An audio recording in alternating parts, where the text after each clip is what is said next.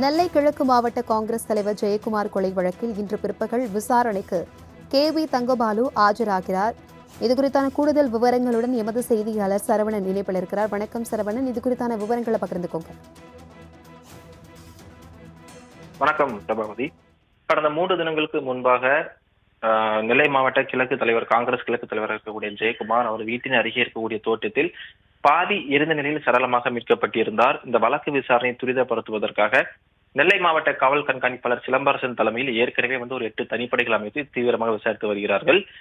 காவல் கண்காணிப்பாளர் சிலம்பரசன் தலைமையில் அமைக்கப்பட்டிருக்கிற 8 தனிப்படைகளுமே உவரி, திசைன்விளை மற்றும் அந்த சுற்றுவட்டார பகுதிகளை முகாமிட்டு இந்த வழக்கை தீவிரமாக விசாரித்து வரக்கூடிய சூழ்நிலையில் நேற்று மாலை பிரேத பரிசோதனை உடற்கூறாய்வு அறிக்கையானது வெளியாகி இருந்தது. இன்று காலை அந்த அறிக்கையானது நெல்லை மாவட்ட காவல் கண்காணிப்பாளர் சிலம்பரசனிடம் ஒப்படைக்கப்பட்டதாக நமக்கு தகவல் தெரிவிக்கிறது. மேலும் அந்த அறிக்கையில் சுட்டிக்காட்டியிருக்கிறபடி கொலைக்கான காரணங்கள் அதிகம் இருப்பதாகவே பிரேத பரிசோதனை அறிக்கையில் குறிப்பிடப்பட்டிருக்கிறது. அது மட்டும் இல்லாமல் ஏற்கனவே ஜெயக்குமார் அலுவலகத்தில் கண்டெடுக்கப்பட்ட 2 கடிதங்களில் காங்கிரஸில் இருக்கக்கூடிய முக்கிய நிர்வாகிகள் பெயரை குறிப்பிட்டிருந்தார். அந்த பெயரில் குறிப்பிட்டுள்ள அனைவருக்குமே நெல்லை மாவட்ட காவல்துறை சார்பாக ஒரு சம்மனானது அனுப்பப்பட்டிருந்தது. அந்த சம்மனை ஏற்று இன்று மதியம் 2:30 மணி அளவில் நெல்லை மாவட்ட காவல்துறை முன்பாக KV தங்கபால் ஆஜராவார் என்று எதிர்பார்க்கப்படுகிறது.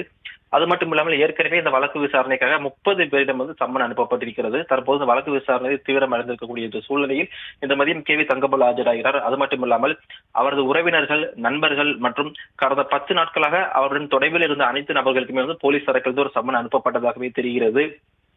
இன்று காலை அறிவித்துள்ள அந்த பிரேத பரிசோதனை அறிக்கையிலும் கொலைக்கான காரணங்கள் அதிகமாக குறிப்பிடப்பட்டிருக்கிறது.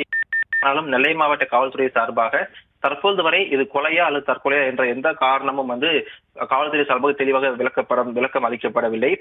ஏற்கனவே பிரேத பரிசோதனை அறிக்கை நெல்லை மாவட்ட காவல் கண்காணிப்பாளரிடம் அளிக்கப்பட்ட பிறகும் அதை உயர்மட்ட மருத்துவ குழு பரிசோதனை செய்வதற்காக ஒரு பிரேத பரிசோதனை மாதிரி நகல் இன்று சென்னைக்கு அனுப்பப்பட இருக்கிறது. பிரபாவதி, தகவல்களுக்கு நன்றி சரவணன்.